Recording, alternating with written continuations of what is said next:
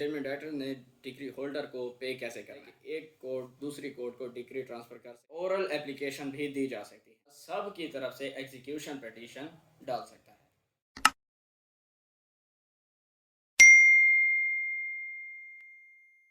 अस्सलाम वालेकुम। आज हम जिस टॉपिक पर बात करने वाले हैं वो है हमारा सीपीसी की सीरीज़ के अंदर ऑर्डर 21। पिछली वीडियो के अंदर हमने ऑर्डर की सीरीज़ में ऑर्डर 21 कंप्लीट किया था। सेक्शंस की सीरीज़ में हमने सेक्शंस सारे कंप्लीट कर लिए हैं, जितने भी सीपीसी के सेक्शंस हैं हमने सारे पढ़ लिए हैं। एग्जीक्यूशन से जो रिलेटेड थे वो भी हमने पढ़ लिए हैं। अब हम आगे ऑर्डर की तरफ चले गए हैं। इसके टोटल 103 रूल्स हैं। आज की इस वीडियो के अंदर हम रूल 1 से लेकर 15 तक डिस्कस करेंगे और इसके अंदर डिटेल से बताया गया है ऑर्डर 21 के अंदर। ऑर्डर 21 इम्पॉर्टेंट है, ये एग्ज़ाम के अंदर आता रहता है, तो इसको हमने बहुत ही अच्छे से समझना है। इसके अंदर हमने देखना है कि अदालत किस किस तरीके से प्रॉपर्टी को अटैच कर सकती है, सेल कर सकती है, किन किन तरीक़ों से डिग्री को सेटिस्फाई किया जा सकता है, अटैचमेंट में कौन कौन सी प्रॉपर्टीज़ अटैच हो सकती हैं, कौन कौन सी प्रॉपर्टीज़ अटैच नहीं हो सकती। इसी तरह के सारे सवाल पेपर के अंदर आया करते हैं। तो सबसे पहले ऑर्डर 21 के रूल 1 से शुरू करते हैं।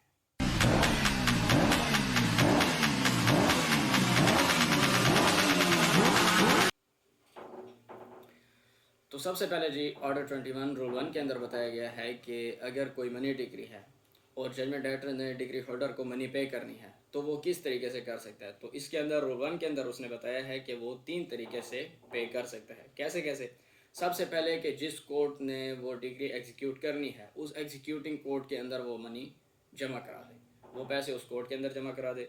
दूसरा तरीका ये है कि अगर अदालत से बाहर देना चाहता है डिग्री होल्डर को जजमेंट डायरेक्टर, तो फिर वो उस कोर्ट से बाहर भी उसको वो दे सकता है।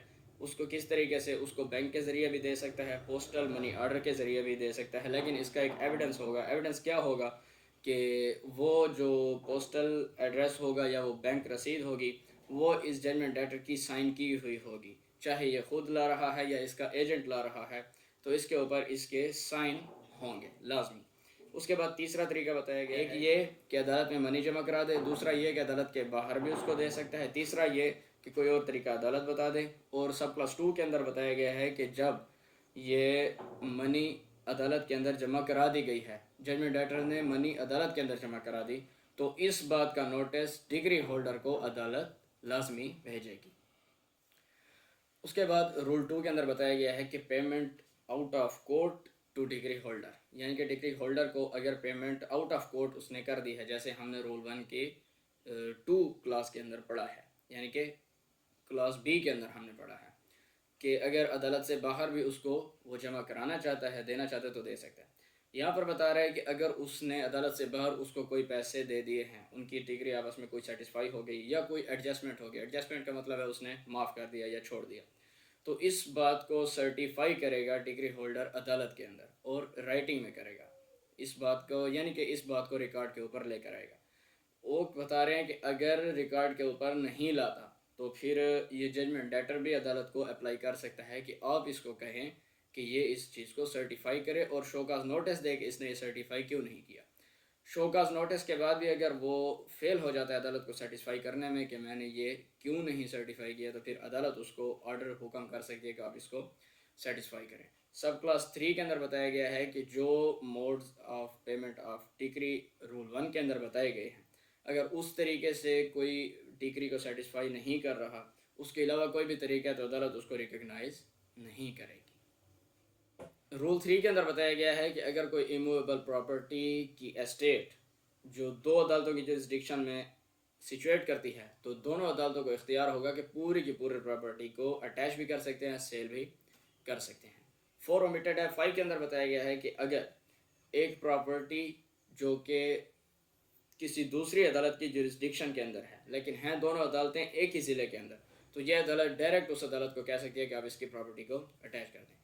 अगर दो मुख्तलिफ ज़िलों की अदालतें हैं, एक अदालत इस ज़िले में है, दूसरी अदालत उस ज़िले में है, तो अगर उस डिस्ट्रिक्ट की प्रॉपर्टी को अटैच कराना है तो पहले वहाँ के डिस्ट्रिक्ट जज को कहा जाएगा, फिर डिस्ट्रिक्ट कोर्ट के ज़रिए उस कोर्ट को कहा जाएगा और फिर वो प्रॉपर्टी अटैच की जाएगी।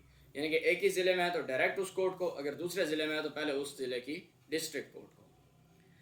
اس کے بعد رول 6 کے اندر بتایا جا رہا ہے کہ اگر کسی کورٹ نے ڈگری کو ایگزیکیوٹ کرانا ہے کسی دوسری عدالت سے تو اس نے ساتھ میں یہ ڈاکومنٹس لگانے ہیں. کیا؟ سب سے پہلے ڈگری لگانی ہے، ساتھ میں یہ سرٹیفکیٹ لگانی ہے کہ یہ ڈگری سیٹسفائی نہیں ہوئی، یا اگر ہوئی ہے تو اتنی حد تک ہوئی ہے اور اتنی حد تک نہیں ہوئی، اور ساتھ میں کوئی ڈگری کا آرڈر عدالت نے آرڈر کیا ہے کہ اس ڈگری کو سیٹسفائی کیا جائے تو وہ بھی، اور اگر نہیں کیا تو پھر ایک سرٹیفکیٹ کہ بھی عدالت نے یہ آرڈر کیوں نہیں کیا.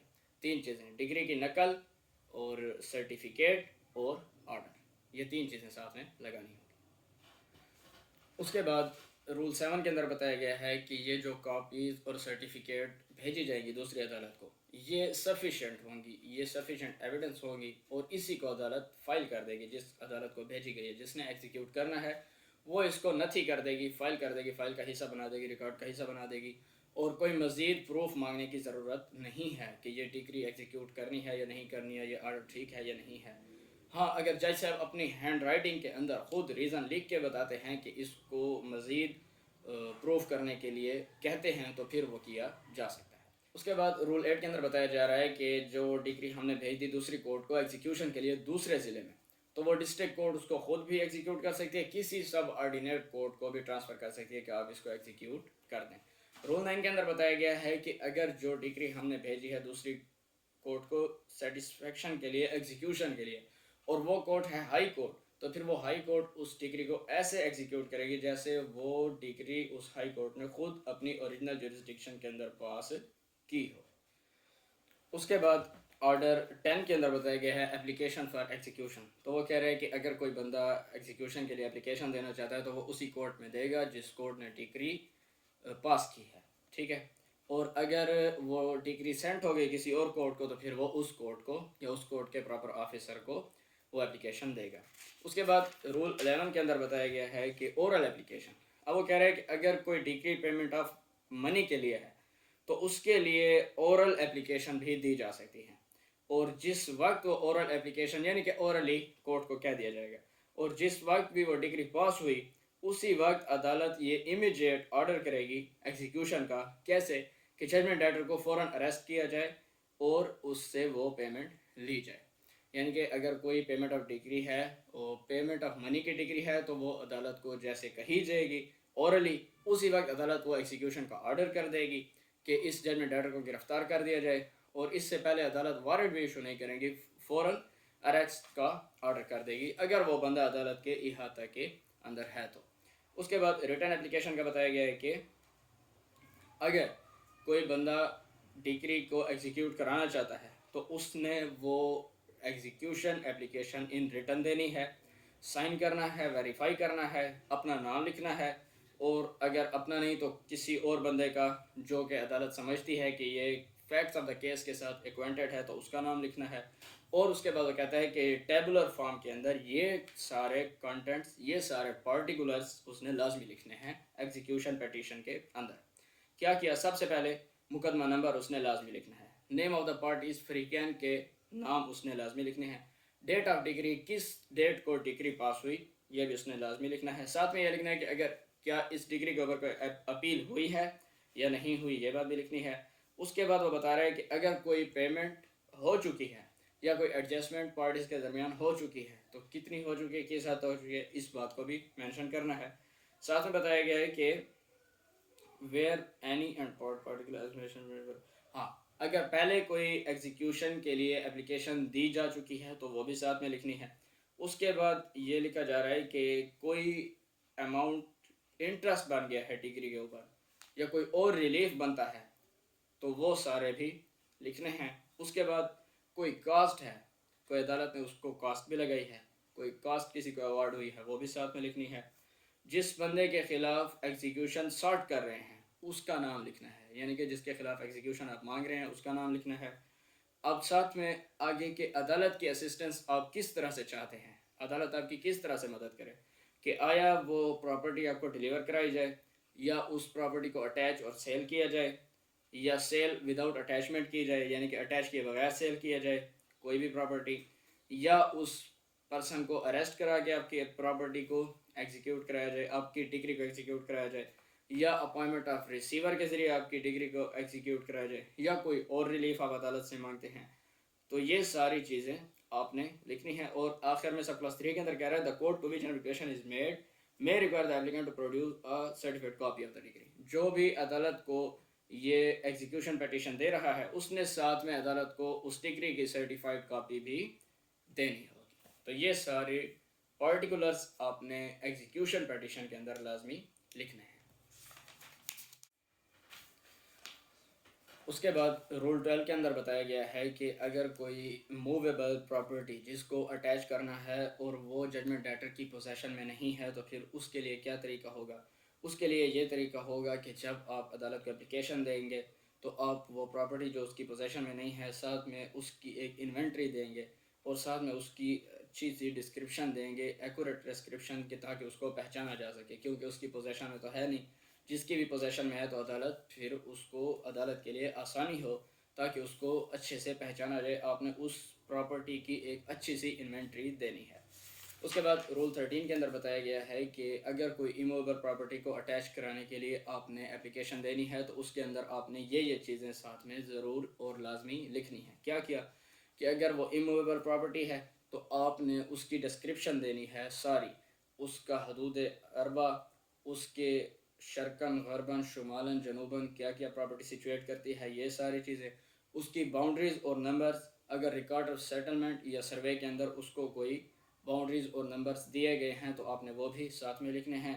اور یہ بھی آپ نے لکھنا ہے کہ ججمنٹ ڈیٹر کا اس کے اندر کتنا شیئر یا انٹرسٹ ہے جو آپ کے علم کے مطابق درست ہے اور آپ نے تحقیق بھی کیا ہو. اس کے بعد رول 14 کے اندر بتایا گیا ہے کہ اگر کوئی پراپرٹی جس کو اٹیچ کرنا ہے اور وہ ہے کسی کلیکٹر کے آفس کے اندر اس کے رجسٹر کے اندر اس کا اندراج ہوا پڑا ہے, یعنی کہ اس کا ریکارڈ اس کے کلیکٹر کے آفس کے اندر رجسٹر کے اندر ہے, تو پھر آپ نے جو اپلیکیشن دینی ہے آپ نے اس کلیکٹر کے رجسٹر میں سے بھی سرٹیفائڈ کاپی ایکسٹریکٹ کر کے وہ ساتھ میں لگانی ہے. اور وہاں پر اس رجسٹر میں وہ پراپرٹی کس کے نام پر درج ہے, کون اس سے فائدہ حاصل کر رہا ہے, کس کا اس کے اندر انٹرسٹ ہے, کون اس کا پروپرائٹر یا پوزیسی وہاں پر لکھا ہوا ہے, کون اس کا ریونیو پے کرنے کے لیے لائبل ٹھہرایا جا رہا ہے, وہاں پر کس کا کتنا شیئر ہے, یہ ساری باتیں آپ نے اس کے اندر لکھنی ہیں. اس کے بعد رول 15 کے اندر بتایا جا رہا ہے کہ اگر ایک پراپرٹی ایک یا ایک سے زیادہ بندوں کے حق میں جوائنٹلی پاس ہو گئی تو ان میں سے کوئی بھی ایک بندہ سب کی طرف سے ایگزیکیوشن پیٹیشن ڈال سکتا ہے. اگر وہ کوئی ان میں سے کوئی زندہ نہیں ہیں جو باقی ہیں تو ان کے لیگل ریپرزنٹیٹیوز یا سروائیورز کی طرف سے بھی ڈال سکتے ہیں. اگر کوئی اور کنڈیشن ڈگری کے اندر نہیں لگائی گئی تو اگر کوئی کنڈیشن لگائی گئی ہے کہ نہ اس کو اس طرح سے آپ ایگزیکیوٹ نہیں کر سکتے تو پھر نہیں کر سکتے. سب کلاس 2 کے اندر بتایا گیا ہے کہ اب عدالت نے یہ دیکھنا ہے کہ جن بندوں کی طرف سے اپلیکیشن آئی ہے اور کچھ باقی پیچھے ہیں, جیسے ابھی ہم نے بتایا کہ ایک بندہ صاحب کی طرف سے کر سکتا ہے, تو جب عدالت یہ ایگزیکیوٹ کرے گی تو ان کے حق کو بھی ایک محفوظ کرنے کے لیے آرڈر کرے گی کہ ان کو یہ ڈگری کیسے سیٹسفائی کی جائے گی. جو انہوں نے اپلیکیشن دی ہے ان کے لیے تو آرڈر کرے گی ہی کرے گی, جو اپلیکیشن نہیں دی جنہوں نے ان کے لیے بھی مناسب آرڈر جو عدالت سمجھے گی وہ پاس کرے گی. تو یہ تھا جی آج کا ہمارا لیکچر ایگزیکیوشن سے ریلیٹڈ, جس کے اندر ہم نے آرڈر 21 کے رول 1 سے لے کر 15 تک پڑھا. اس کے بعد اس کے ہم سیکنڈ پارٹ کے اندر آگے چلیں گے اور اس کو پارٹس کے اندر ٹوٹل 103 رولز کو ہم کمپلیٹ کریں گے. ملتے ہیں اپنی اگلی ویڈیو میں, تب تک کے لیے تھینک یو سو مچ. اللہ حافظ.